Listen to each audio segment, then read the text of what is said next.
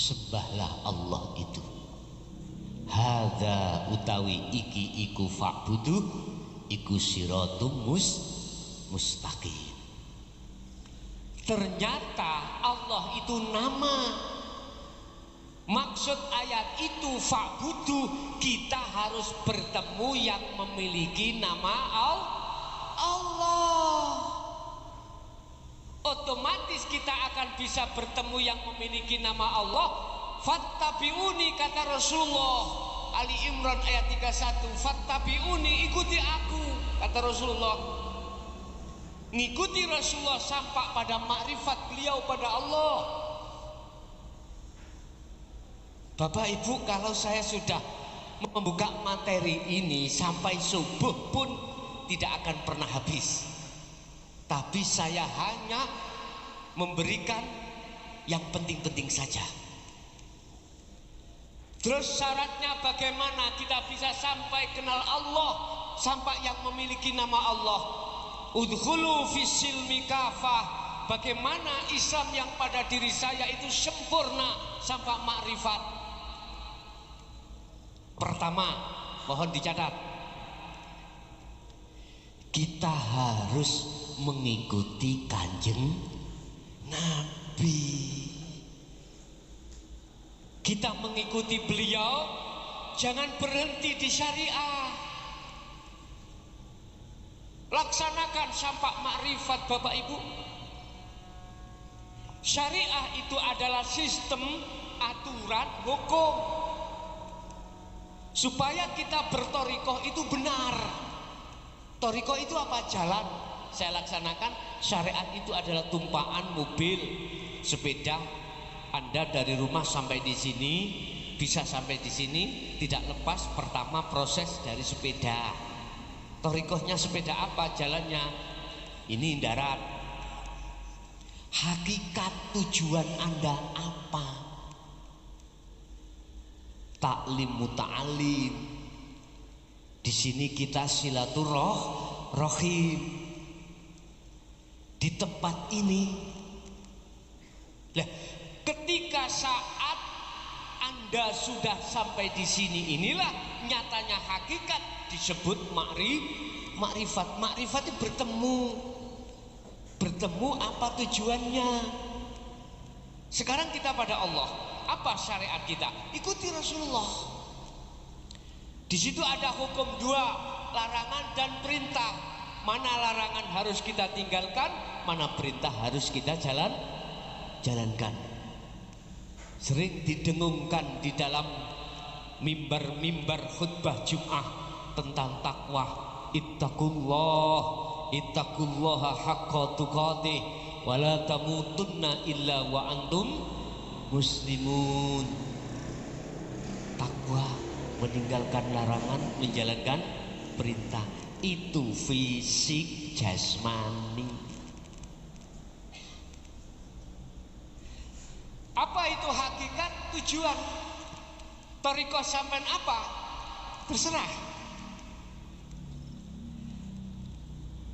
Thariqah sesudah Rasulullah wafat yang muktabaroh, sambung sampai Rasulullah.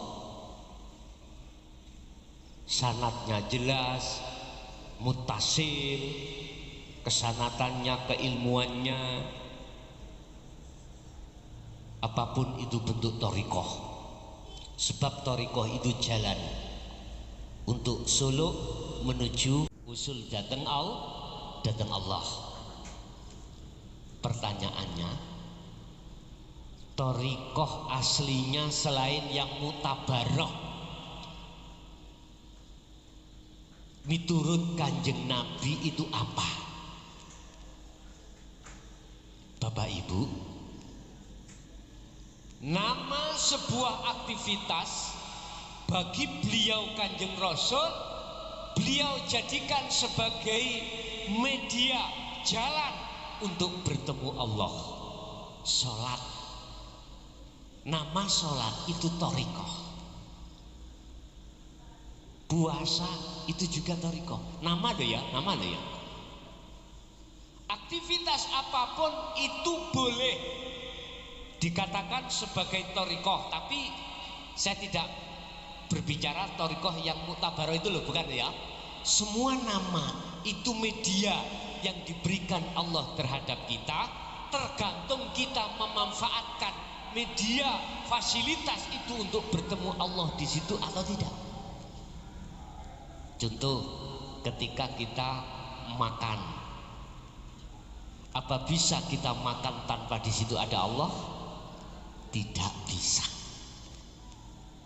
Berarti ing mungguh Rasulullah dahar, makan, kakan itu adalah dijadikan beliau sebagai media jalan untuk bertemu Allah.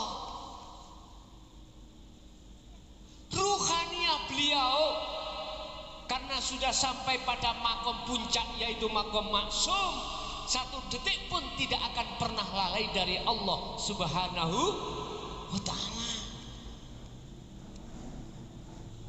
Tidak hanya waktu sholat, beliau selalu makrifat Allah, bertemu Allah. Waktu apapun beliau selalu bertemu Allah, karena Allah itu di mana-mana dan tidak kemana-mana. Sallu ala Nabi Muhammad. Bapak Ibu, kalau kita betul-betul mau mengikuti Rasulullah, Anda harus bertemu Rasulullah. Ya, Rasulullah sudah tidak ada, sudah wafat. Terus bagaimana saya bisa bertemu beliau? Sampean kepingin ketemu Rasulullah? Jelas pingin nggih? Amaliyahnya sebetulnya ada, Pak. Tapi ingatlah, ajaran Rasulullah baik secara syar'i maupun hakiki sampai terhadap makrifat yang disebut dinul haq. Walladzi arsala rasulahu bil huda wa dinil haq, ay dinut tauhid, liyutirahu ala dini kulli walau karihal musyrikun walau karihal kafirun. Dialah Allah yang mengutus utusannya yang disebut Muhammad dengan membawa petunjuk dan dinul haq. Itulah hakikat makrifat. Yang maksud dan tujuannya adalah untuk menyempurnakan akhlak manusia atau mensucikan hatinya dari kesyirikan terhadap Allah, walaupun itu di tengah umum. Walau karihal musyrikun, walaupun di tengah-tengah orang musyrik. Walau karihal kafirun, walaupun itu di tengah-tengah umum, beliau tetap sampaikan hal itu. Tapi mohon maaf, sorowa sampai beliau dimungsuhi Abu Jahal, Abu Lahab, tokoh-tokoh pada saat itu kafir Quraisy. Sampai beliau direncanakan mau dibunuh. Lah gitu loh. Berbagai cara untuk membunuh Muhammad bagaimana.